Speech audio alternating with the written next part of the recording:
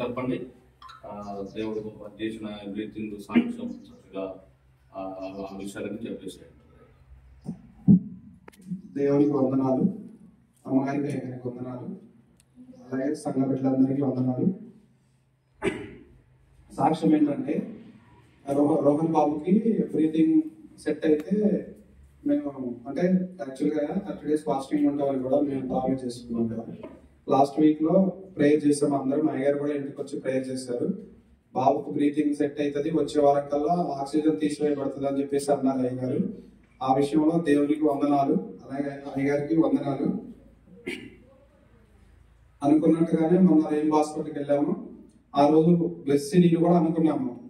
వచ్చే వారం కల్లా మాకు ఎందుకు అనిపిస్తుంది ఆక్సిజన్ తీసివేయబడుతుందని మా మనసు కూడా అనిపిస్తుంది. దేవుడు మాట్లాడి అనుకున్నాం మాతోటి. అనుకున్నట్టుగానే ఆ రోజు వెళ్ళగానే ఆ రోజు మేడం గారు ఫస్ట్ చూడగానే ఫస్ట్ స్కానింగ్ లోనే ఆక్సిజన్ అవసరం లేదు బాబు అని డైరెక్ట్ గా చెప్పేసింది. తర్వాత సరే డౌట్ ఉన్నదని చెప్పేసి అబ్జర్వేషన్ లో పెడితే 5 గంటల వరకు ఆక్సిజన్ చూశారు. ఆ డౌట్ కూడా లాస్ట్ స్కానింగ్ లో కూడా ఇంకా హోమ్ లో అసలు ఆక్సిజన్ పెట్టొద్దు, అవసరం లేదని చెప్పేసి చెప్పారు. ఈ సాక్ష్యం, ఈ చిన్ని సాక్ష్యం దేవుడు దీవించి ఆశీర్వదించిన కాక.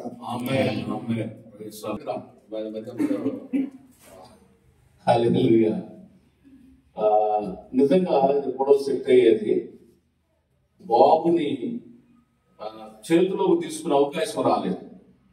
చేతిలోకి తీసుకునే అవకాశము రాలేదు. ఎప్పుడైతే బైబిల్ వాక్యం ఏం చెప్తుందంటే రోగి వద్దకు వెళ్ళి చేతులు ఇచ్చి ప్రార్థన చేయాలని బైబిల్ చెబుతుంది. అన్నింటికి మన చేతుల నుంచి ప్రార్థన చేయాల్సిన పని లేదు, కానీ కొన్ని సందర్భాలలో చేతుల నుంచి ప్రార్థన చేయాలి. ఎందుకు పోయిన ఆదివారం పరిశుద్ధాత్మ దేవుడు ప్రతి స్థలంలో ఆయన ఆత్మతో నింపబడ్డాం. దేవునికి స్తోత్రం కలుగును గాక. నేల పట్ల ఆరాధనలో పరిశుద్ధాత్మతో నింపబడ్డాం. ఇక్కడ పరిశుద్ధాత్మ దేవుడు చాలా బాగా మాట్లాడాడు. అదే ఆత్మ తీవ్రతతో మన ఉపయోగించుకు వెళ్ళాము. మా బాబుని ఖచ్చితంగా దర్శించాలని దేవుడు ఎందుకో పరిశుద్ధ వెళ్దాం అనుకున్నాను. ఎందుకో పరిశుద్ధాత్మ దేవుడు బలవంతం చేశాడు. బలవంతం చేసి అక్కడికి వెళ్ళాలి అని పరిశుద్ధాత్మ దేవుడు బలవంతం చేస్తే వాస్తవికత నేను లేట్ అయితే త్వరగా వెళ్ళాలి అని అనుకున్నాను నేను. కానీ మీరు రమ్మలే కదా అన్న, రమ్మలే, నేను వచ్చాం, రమ్మలేదు. ఐదవచ్చు వచ్చారు అని చెప్పేసి ఎందుకో ఇక్కడేమో పోవద్దు అనుకున్నా. బండి తీసిన తర్వాత ఎందుకో పరిశుద్ధాత్మ దేవుడు బలవంతం చేస్తుంటే వెళ్ళాలి, నువ్వు వెళ్ళు అని పరిశుద్ధాత్మ దేవుడు బలవంతం చేస్తుంటే నాకు తెలియకుండా బండి అటు బలింది. స్కూల్ దగ్గరికి వెళ్ళినట్టు బలింది బండి ఆటోమేటిక్ గా. సరే ఏదైనా ఒకసారి దర్శించుకుందామని వెళ్ళాము. దేవుని యొక్క కృప ఏంటంటే ఆ రోజు ఒకసారి నార్మల్గా ప్రార్థన చేశాను, గట్టిగా ప్రార్థన చేశాము.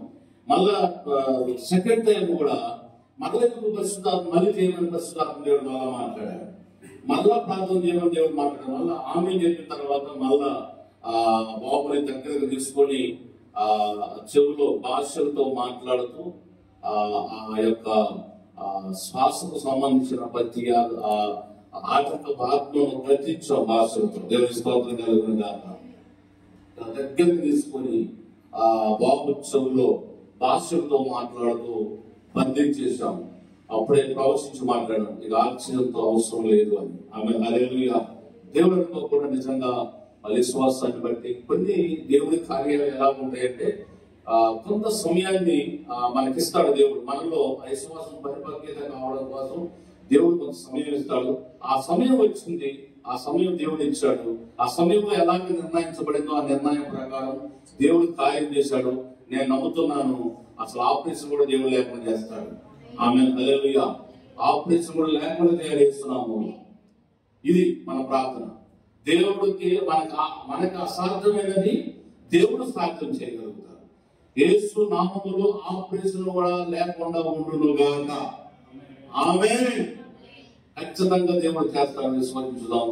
మనము పలికిన మాటను దేవుడు దాన్ని రూఢీపరుస్తాడు. పలికిన మాట దేవుడు రూఢీపరుస్తాడు.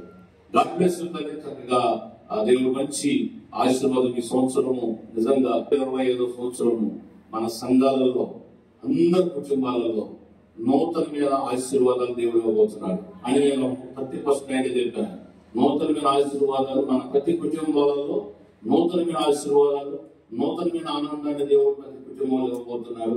విశ్వాసంతో ప్రార్థనలో ఉన్నాం, నమ్మకంతో భక్తిగా జీవిద్దాం. తప్పకుండా దేవుడు ఆశీర్వాదాలు మనం పొందుతున్నాం. God bless you.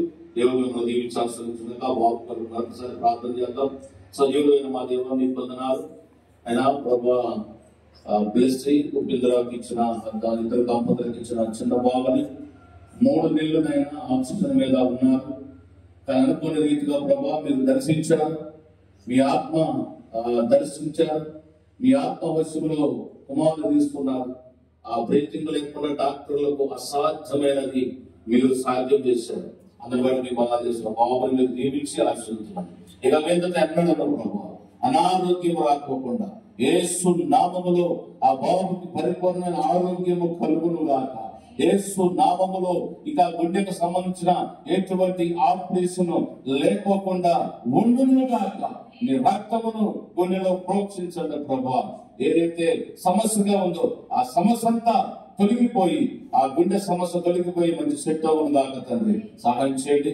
ఇక వెళ్తా ఊపిరితిత్తులు, గుండెల ప్రభావ, లివర్ సమస్తమైన కిడ్నీలు సమస్తమైన అవయవాలు మీరు ముట్టి రక్తంతో ప్రోక్షించి ఆరోగ్యవంతులుగా వచ్చి గొప్ప సాక్షిగా నీ కుమారుని వాడుకోనండి. రానున్న దినాల్లో ప్రభా ఒక గొప్ప సాక్షి బిడ్డగా మీరు నిలబెట్టి వాడుకోనమని యేసు నామములో అడుగుతున్నాము తండ్రి. ఆమేన్, ఆమేన్, ఆమేన్.